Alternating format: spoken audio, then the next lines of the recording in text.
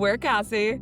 And Emily. And this is Book Butts and Chill, a podcast where we talk about books, movies, and pop culture the way that you actually experience them. This show is for type B readers, people who love stories but don't want the pressure, perfection, or the participation trophies. Hit follow, grab a drink, and let's talk about it. What did Chloe Walsh actually put in Binding 13, and why did it emotionally ruin us along with the rest of BookTok?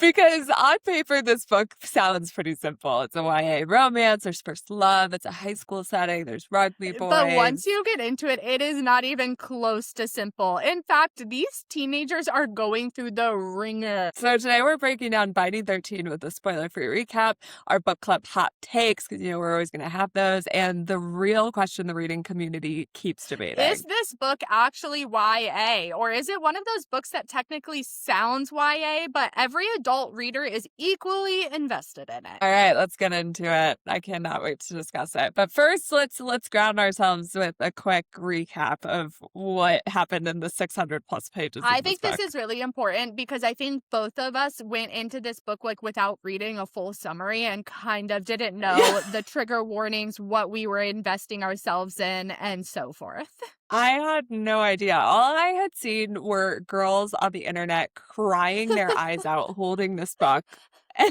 And that was it. That was all I knew. And I was like, you know what? I could use a cry. I could go for that. Let's see if this really is worth the hype and if it's worth the tears. So it opens up with the main female character who is a teenager named Shannon. And they're basically outlining the intense bullying that she's been experiencing at her public school in Cork, Ireland.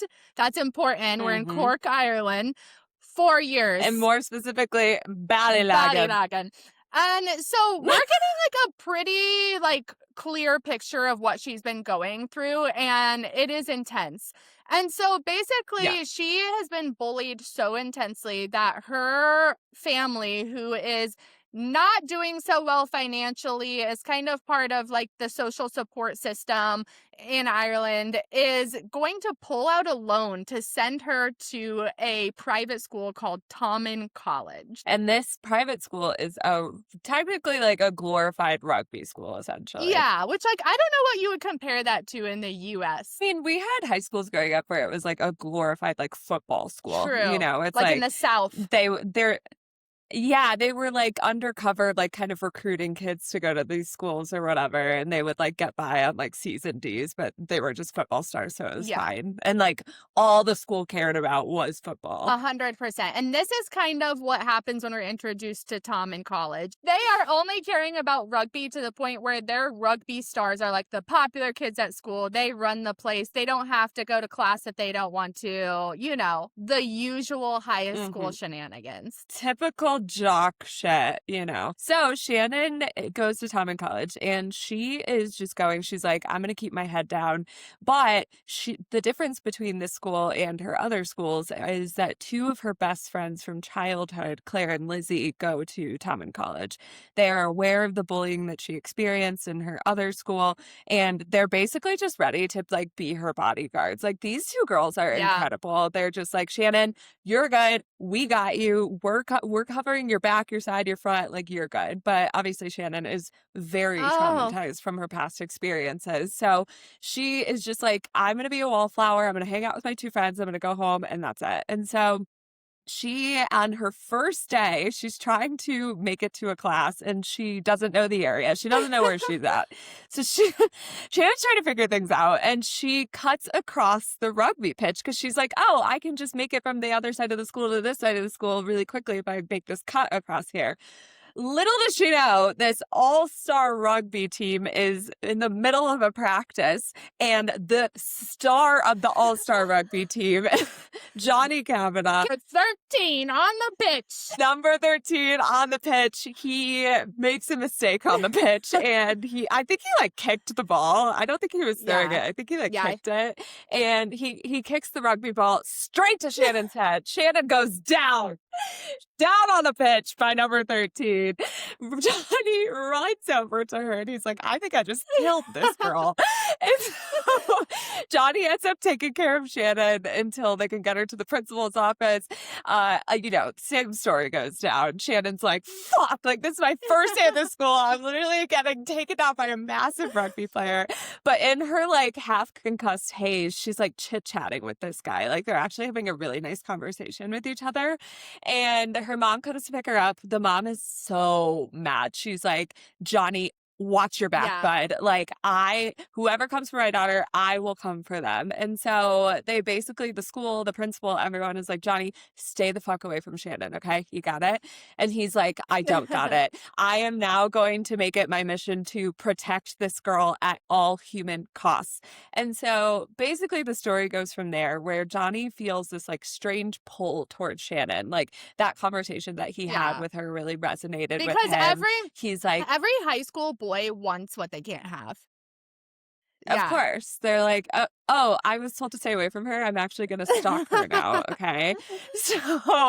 So he goes to the entire rugby team. He's like, I know that you guys just saw that girl basically in her underwear because she was like thrown off of her feet on the rugby pitch, but you don't get to say a fucking word about it because if you do, you're going to answer to me.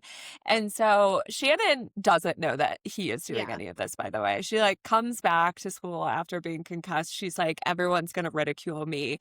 And then it's silence. She's like having the best time. No one's bothering her. People are just smiling at her in the halls. It's very sweet. But she feels a similar pull to this Johnny guy. And so a knight in shining armor.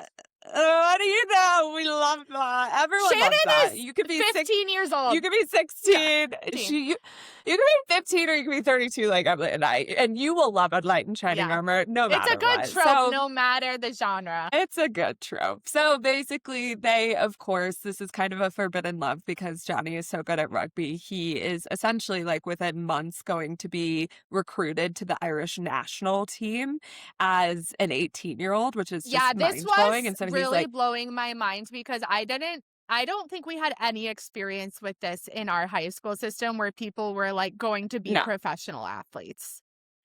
Well, we but they had to go to college first. Yeah, for like a year, and then they would get drafted. But he is out of literally college. 17 years old and going to like an academy after school where he works out like 6 hours a night because he's preparing to be a professional athlete at 17 years old. This kid has been training to be a professional athlete since he was like 12. Like he is a full-on rugby machine. And also during this time, Cork was actually considered the like European city of culture. And I guess that Irish rugby was like huge in this year. It's happening in 2005. And so this is actually like a massive fucking deal. And so he's like, I cannot be tied down, especially not to a girl of the age of 15. No. 2 years younger than me. That's too young. Cannot have it. So he's like still a playboy, but like only with girls older than him because he's like, I can't get mixed up. No. And so there's like a forbidden love aspect to this, whatever. But they, of course, form a friendship through Johnny deciding that he is going to be her protector. And this is where we get into the meat of the story, where essentially they're like both conflicted about their feelings for each other. But Shannon, unfortunately, has some pretty horrific things happening in her home. Yes. And we won't go into that because that will potentially spoil things. But Shannon has some things going on that Johnny's trying to suss out, essentially, as their friendship continues to evolve.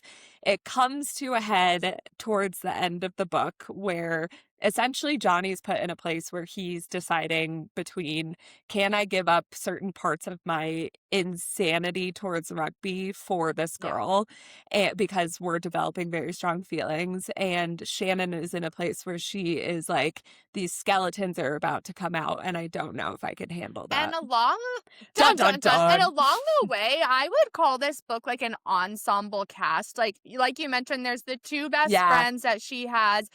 Johnny also has very good best friends that are part of the rugby team that are in school around Shannon. And then also Shannon's siblings are involved in the story as well. And literally every character in this book is well developed. It's crazy.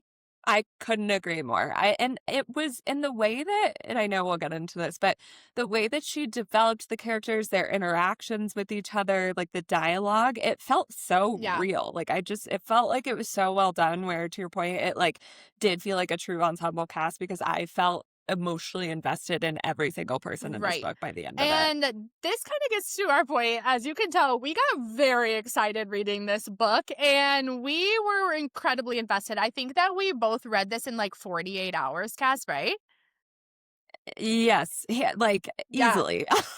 I was staying up until odd hours I of the had night reading this book because I just could not I put had it a down. migraine because I was staying up too late, and I was like, I would rather continue to have a migraine than put this book down. Okay, so what did Chloe Walsh truly put in Binding 13? Because I cannot put a pin in it of, like, what hooked me in that way, in the way that I was not expecting either, because I Yeah. really thought that this was gonna be overhyped and overblown. I don't know if my answer is the answer that everybody is going to have, but I've talked about this on previous episodes. I was a hopeless romantic in high school. Like, I was obsessed with having crushes. Like, sometimes I would have a few at a time because I was so obsessed with the feeling. I wanted to feel it in multiple ways.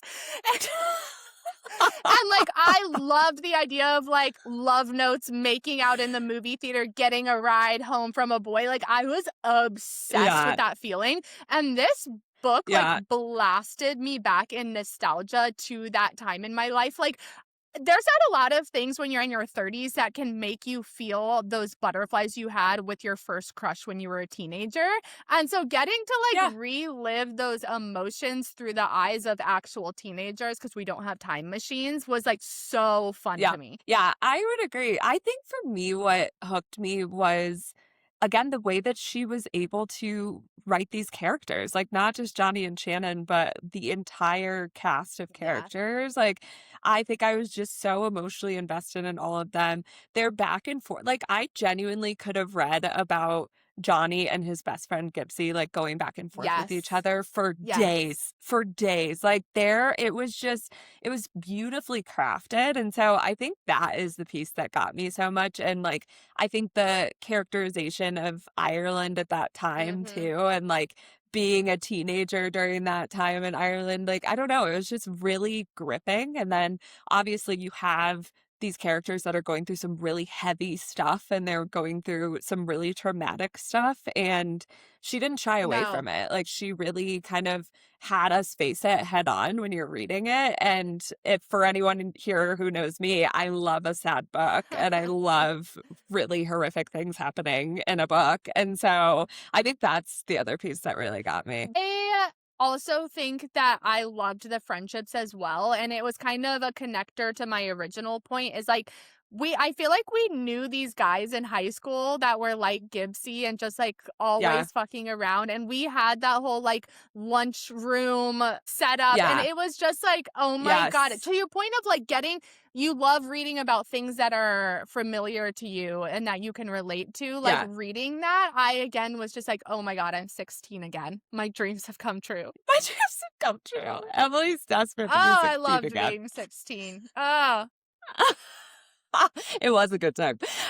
So here's the thing. Well, I loved this story. Like, it's marketed as YA and young adult. And I think that after reading it and after sitting with it and after immediately getting into keeping 13, I cannot understand why it's marketed this way. And so I looked into how young adult is actually okay. defined.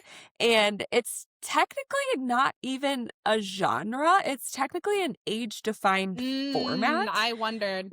which means that these are, when something is marked as young adult, it's supposed to be featuring a teen protagonist, and it's normally someone who is like high school age, who is typically grappling with teen struggles like identity, family and friend issues, growing up as a person and finding themselves independence, like all of that stuff, romantic relationships, first loves. And that's technically how it's Which defined, is which blew my that mind. is what this is technically. It is. And so I was like, oh, this is YA. I But I'm like, also, if I was reading this as a 16-year-old, I'd be like, holy shit. Okay. I mean, like, it would feel real because I was Yeah. cussing. I would, like, people were having sex. Like, people were experimenting with sex. Like, there was all these things that were happening. Like, people were smoking cigarettes. Like, all of that stuff was happening, but I think I would be mind blown to, like, actually read it in a book. I think that those things actually were happening. And so I think I would have loved to have a book like this when I was in high school, because I feel like every book we were Yeah. reading was like, oh, I'm having my first kiss for the first time. And it's like, no, like we are Right. literally sophomore, juniors in high school. We are going to prom. We need to know what happens on Right. prom night. And like this book talks about Right. condoms, like fingering, but they do Yeah. it all in like a safe space. Oh my god, if I would have had a book that talked about fingering in high school, like I know. literally, and like they just portray like the puberty and the hormones of it all in such an honest, safe space. But what I Yeah. loved was that all of the men were like so respectful when those conversations were Agreed. happening. And so like Chloe was like, Yeah. hey girls, all of this stuff is going to happen to you in high school, but this is how it should go Yeah. down, just so you know. Yeah, I think too, like, I liked that the boys were respectful when women were around, Yeah. obviously, but then she still wrote them as like being stupid boys when they were like talking to each Yeah. other, like they're like the way that stupid boys talk about sex, like they were talking about it in that way. So it did feel realistic. I do also think there's probably a cultural element to the way that boys like showed up in front Mm. of girls in this versus like, I think a lot of times American boys, we're a little too soft on our boundaries They there. don't mature quickly here. No. Maybe it's because they have a younger drinking age in Okay, Europe. So the boys are like, I was literally gonna we're say men. the only thing I couldn't relate with is they were like going to pubs and drinking and like drinking a lot very often, and I'm like, how were you pulling this off? Is this like a European thing? I mean, the drinking age is I 18. guess. So you get But it there's so is. much, Like, yeah, I know, but like they're still living at home and they were like showing up to their houses like throwing up from a night of drinking. no, I do think it must have been more Yeah. common and maybe is more common. Like, I think that we in the US are very intense about Yeah. drinking, particularly when we're younger. So I think that's probably why it felt jarring. Cause like for us when we were 16, like we had to hide the fact that we were drinking, like to save our Right. lives. Like if our parents found out, it was a bad Yeah, deal. 100%. And so I think that the reason that people don't think that this is a YA book is because of the skeletons in Shannon's closet, which again, you can Yeah. find those out on your own, read the trigger warnings, but it's very Yeah. heavy. It's very dark. It's things Yes. that a 16-year-old should not be going through.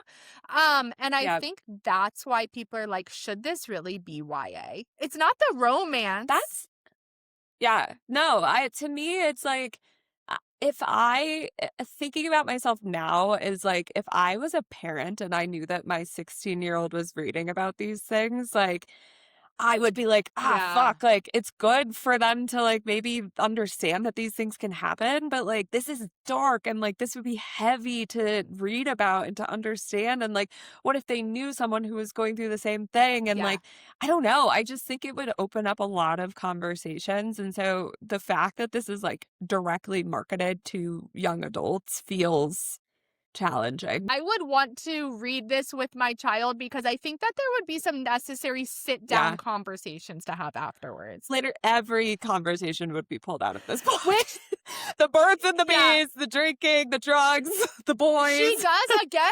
Ensemble cast includes a lot of the parents in the book, and I think the The parents do parents. try to like have those conversations almost towards the reader. You know what I mean? Totally. Yeah. So it's just, I don't know.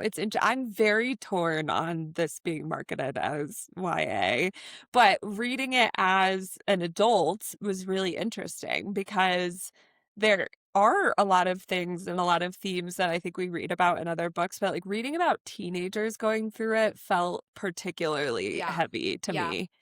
Like I've read about adults going through a lot of these things and it's obviously horrific, but like reading it to your point, like no 15, 16-year-old should ever even be exposed to these Right. things. I do. Yeah. I do So, think that I could say, oh, when I was 16, I could handle this. But if I had a child that was 16, I'd be like, you're not reading this. hell Yeah. no. Like, wait till you're 17. This needs to be like a YA plus, like maybe marketed as like 18 and over. Yeah, I Yeah. agree. There should be some sort of Yeah. disclaimer, but I think as an adult too, like talking about the romance, like with Johnny and Shannon, like to your earlier point about the nostalgia, it was really fun to read about a teen romance because I was like, oh my God, this is like teleporting me Yeah. back to when I was just like raging with new hormones. Yes. But at the same time, there were certain parts where, like, when there were like sexy parts or like I spicy know. scenes or whatever, I almost felt like, oh my God, like, I feel like I'm like peeking into something that I like really shouldn't be. Yeah. It was a little inappropriate. But I just like kind of like glazed over those scenes because I was like, I can't read that. But I just really Right. tried to focus in on like the crush part of it.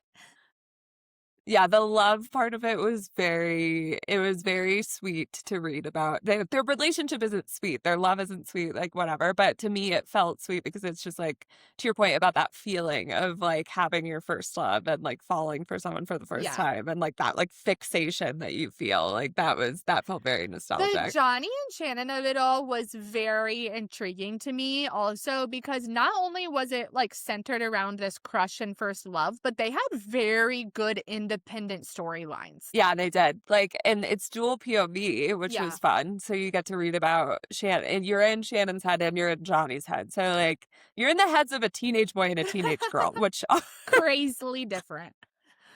which is crazy, and yes, crazily different. So I totally agree. I never felt like, oh, I am so desperate to be in Shannon's POV like over Johnny's. Like I felt like they were really well Yeah. balanced, and I really enjoyed reading about them separately, but then also them Yeah. I together. was really like invested in Johnny's rugby career by the end. Yeah, same. I I was like, this guy, get him to the Nationals for the love of God. He's gonna make it. And I love the trope of the bad boy turns good only for that one person. And it's like, oh Yeah, my God, my head has never been turned ever. But then this right. one beautiful angel walks through the Yeah, door and I'm yeah. changed forever. I love that trope. No, I totally agree. And this one felt really well written because he was a bad boy, but kind of not too, because I feel like he was a bad boy in the respect of like, he's like, I'm never being tied down by Yeah. anything other than rugby. And like rugby is my number one. And like girls are just for fun. And my boys are my real Yeah. love. But when it came down to it, like when he's interacting with his friends or with his family, or like even with the other girls that he was interacting with, he was always very respectful, very Yeah. polite. Like he definitely had a short fuse. Like he would get angry really easily, but I feel like he always had a line that he was not crossing with people. Yeah. So he was like bad boy, but like kind of, he had some sweet He does undertones. have a little bit of anger problems, and I think we would be remiss not to mention that. Like, he has a short fuse, and I think that some people on the internet have been like, Johnny clearly has anger management issues. He does. He does. The man can pop off at anything, any given And it's second. like, so he doesn't take 1 second to pause and think about it. No, he's just, they talk about in the book, he like bulldozes and he's like ready to jump into things head first. And it's fun to read. But if I was around that, I'd be like, bro. Oh, if that was my boyfriend, I would literally be like, back off. And then you kind of get like sad for Shannon because she's always been bulldozed. And so you're kind of like, Right. don't bulldoze her. Don't be another bulldozer. Right. And he's always like doing it for her. And so he can like justify it. A trope that I love across all books, all things is I guess it could be categorized as found family, but just these like extremely close friendships that are like platonic soulmate friendships where you obviously are so emotionally invested in the romantic relationship, but there's always the like best friend, like where you're like, oh my God, I am so excited to read their scene as much as I am the romantic relationship scene. The relationship between Johnny and his best friend Gibbsy was that for me. Like every time they would come on a page, I was like, thank God. I'm so ready for them to be here. Gibbsy reminded me so much of Riddick from Fourth Wing. Yes, I so Like, see he was that. just really Like, goofy. He was probably, like, hiding some internal skeletons himself with humor, for sure. but For also just, sure. like, so loyal and just, like, so, like, positive all the time. Yes, yes. Gibbsy was giving Riddick, he was giving Cassian, Yeah. he was giving, like, to your point, all of these side characters who come off as golden retrievers, but you Yeah. know that there's so much depth behind that, and there's so much calculation behind it too, of, like, covering up what's really going on for them, Yeah. and I love that. I'll fall for that every time, even as many times as I fall for the bad boy turned That's good. so true, and the books in the rest of the series are about the rest of the characters in the book, and I'm literally Yeah. dying to read Gibbsy's book. Dying. I'm dying to read Gibbsy's book. I'm dying to read Joey's book. The Joey's Shannon's brother. brother! Oh my god. Okay, so we need to talk about why every girl on the internet is crying holding up Binding I 13 on a know. video. Why didn't we Because cry? I why didn't we cry? I actually don't know. Like, I can't figure it out. I did feel so emotionally tied to this story. Like, I needed to know that they were going to get through what they were going through. I needed to know that they were okay. I needed to know that, like, when I ended this book, like, I had to immediately start keeping 13 because I was like, what the Yeah. fuck is about to happen? And there were multiple scenes where it was so dark that I was like Nauseous, nauseated. I yes. was like, I was angry for these people. I was sad for these people. I was all of these things, but I didn't feel the need to like cry No, over it. and I was like, at the end, I'm like punching my Kindle. I was like, bam, bam, bam, bam. I was so mad. I'm like hitting my Kindle on the bed. I was like, no fucking way. Literally purchasing Keeping 13 at 11:05 p.m. at night because I was like losing my mind, but not Yes. ever a tear. Not ever a tear.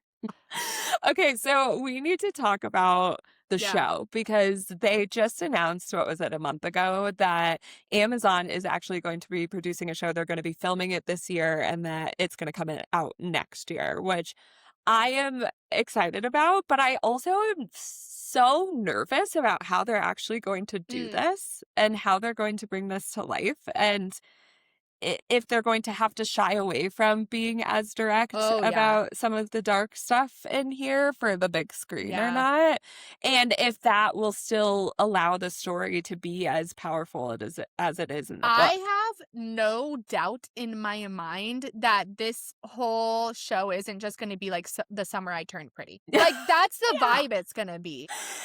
Yeah, but that's such a different story. Like, There's a lot of grief in that story, though. Like, it's not as like I don't think they're going to be able to show the physical things that happen in this show. But I think that they're going to portray the emotions a lot. And I think it's going to be like The Summer I Turned Pretty, like Maxton Hall, like Gossip Girl of our time. Like, it's going to be this ensemble cast, a high school romance. It's not going to be marketed towards women our age. Women our age are obsessed with The Summer I Turned Pretty. I know that we all are. That's what I'm saying. But like, I don't think that we're going to be like the defining group they're trying to reach. Yeah, that's true. Yeah, I'm very interested in how they do that. Because again, I'm like, how many people maybe in their defined group that they're targeting have even read this? Yeah. Would like want a like true adaptation, would want, so I don't know. But I am very excited because I feel like there could be some really strong casting for this. Don't you kind of hope that they just choose like all strangers? Yes, totally. I feel like if they take an approach like Normal People almost, like where they got Paul Mescal and Daisy Edgar-Jones. Daisy like Ridley. So desperate to fill that in. Daisy Ridley. I was like, yeah, duh, Daisy Ridley. Where they got Daisy Edgar-Jones at like the forefront of their career, like well before they were blowing up. Like, I think that they had only done small stuff up until then. If they can pull something like that off, then I think that this show will be iconic, honestly. Like, the casting director for Heated Rivalry needs to be called in immediately. It's literally helicopter that guy in. Because pronto. however they found these nobodies that portrayed these characters perfectly is what we need a repeat of. Great. Okay, but if you did have to fan cast Johnny and Shannon, who would you put? Oh, I actually am gonna be so bad at this because I feel like I don't know a lot of young actors and actresses. Do you? That's fair. Did you picture anyone in your head when you were reading it? I pictured Johnny Kavanaugh and Shannon Lynch. Oh, okay. I think that I didn't picture like a specific actor. No, like I had an image of a person in my head. Yeah, I think I had random images in my head, but to your point, like I don't think that they're super right. Like they are like people that were closer to this age when we were this age, Yeah. basically. I You know? Like, I could, like, be like, "Oh, like, that guy from Young Sherlock or something," but then he's too old because he's, like, 25. Like, I Right. don't know a lot of, like, Right. actors that are, like, 16 years old. Okay, so you know who came to my mind of like when we were younger, they were like the hot teenager Who? guy. Tom Welling. Oh, I know who you're talking about. Yeah, he was in, like, Yeah. Supernatural. Something Or super. I don't know. But that's who I pictured. Smallville. Smallville. He was mhm. There's this one page I always go on to for book fan casting, and it's called like My Cast, and it's Yeah. usually pretty accurate. Oh, I think that these okay. are all TikTok stars. Oh God. I think they're literally That's so influencers. scary. Oh no. Have we reached that point where we can only fan cast influencers? Okay, so what do we think our rating was at the end of this? I was surprised by mine. Oh my gosh, I don't know. It's so hard to say because like in my pure emotions, I literally want to say 5 stars. But am I like recommending this to people? I don't know. I think I would recommend this to very specific Yeah. people, but I wouldn't recommend it broadly. I was going to give it a 4-star out of 5, which I was surprised by. I genuinely was, when I was starting it, I was like, no shot I give this above a Yeah. 3. And I think it's a solid 4 for me. I think it's like, it's a very bingeable story. Like you want to know what happens next. Again, you get so invested in the characters. I think Chloe is a very, very impressive writer in terms of dialogue, character interactions, building a cast. I wouldn't say that overarching her writing style is like for me. Like, I don't know that I'm like, being like, she's my favorite author after this. Like there was like a lot of like repetition in this. There was a lot of like overuse of certain things. So like there were critiques that I had, but like overall, I'm like, this is a very unique, good story. I agree with and I really enjoyed all it. of those points that you just made. But I also was like, giving up my health for this book. And I was so attached to these characters that I was like, I didn't even finish TV shows I was in the middle of. So, like, that has something Crazy. to say. And then I was immediately picking up Yeah. the next book. And I'm immediately going to Yeah. read this whole series. And so I would think I'm Yeah. more of like a 4.5. I think that makes Yeah. perfect sense. I mean, I clearly liked this book because I literally read it in maybe a day and a half. And I will so stand my ground always that 4 stars is an amazing rating. Like, it's 4 incredible. stars, if somebody Yes. gave me 4 out of 5 stars, I'd be running in circles. Sure. Yeah. Yeah. And then I'd be like, how do I get my last Oh, star? shut up. Anyways, I think if you are listening to this and you have not read the book and you are thinking about it after this, I think you should definitely try it Yeah. out. Like, I think if you're interested, you should just go for it. If you're not, and what we just said was like the nail in the coffin for you, then definitely don't read it because it's over 600 pages. It's going to take a long time to get through. Not worth it if you're on the fence. But if you are interested, you should definitely read this. I would say, like, if you enjoy like Colleen Hoover type of style stories, which I'm not saying the author, but like that style where they're not shying away from like really heavy topics. Yeah. Like, I think you would actually love something like 100%. this. And also, like, people that love an academic setting, like, you just, like, love the idea of, like, the locker room talk and the cafeteria socialization. Like, also, you would love this. Yeah. For sure. For sure. Wow. Finding 13. Shock of Woo! 2026, I let me did tell not you. expect that one. We almost didn't read it. Yeah. But, yeah. Imagine. Yeah. We would have had an entire week of our life back and we wouldn't be dead in the middle of the next book.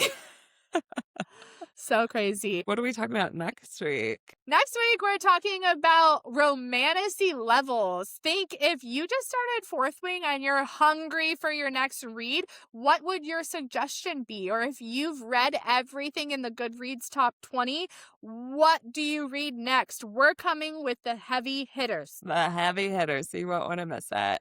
And in the meantime, if you haven't given us a rating, a review, a comment, anything, please do so. It helps us tremendously. And other than that, we'll see you same time, same place. Grab your blankets, grab your book, boyfriends, and we'll see you ya. then.